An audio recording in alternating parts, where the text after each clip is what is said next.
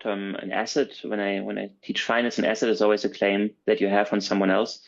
A digital asset is just a claim that's recorded digitally, but that is a very broad category. I think one of the problems with Bitcoin, to stay within that example, is that it has changed sort of its nature as a digital asset. It started off as a payment system and it has failed miserably as a payment system. We have something like 4 transactions per second.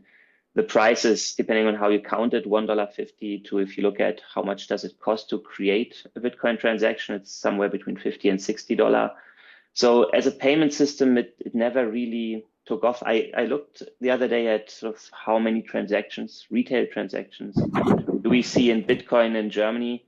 And the data that I found was something from, I think, Bitget, like one of the major payments processors in crypto, and they had somewhat to the effect of 10 million US dollars in Bitcoin transactions in Europe, in Germany in 2024 as a whole for retail. So it really is sort of, I don't think that has panned out at all. So the next narrative was it's a store of value. And I think that's sort of still out there. And often there's a comparison with digital gold, which I think is tricky because there's some major differences between, Bitcoin and gold. And maybe we can go into some of those later, but liquidity isn't what it is for gold. It's not, the regulation isn't quite where it is.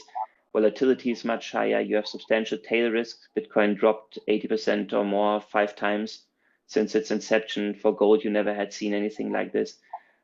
So the volatility, the risks are much higher. And then the latest is what Trump did. It basically turned Bitcoin, he basically turned Bitcoin into a strategic asset. And I think it's really important to interrogate that term, because it's not strategic in the sense of a strategic vaccine stockpile that you have in case of emergency and then you're going to use it, or a strategic oil reserve that you want to use to, combat shortages of oil in your economy and smoothen them out.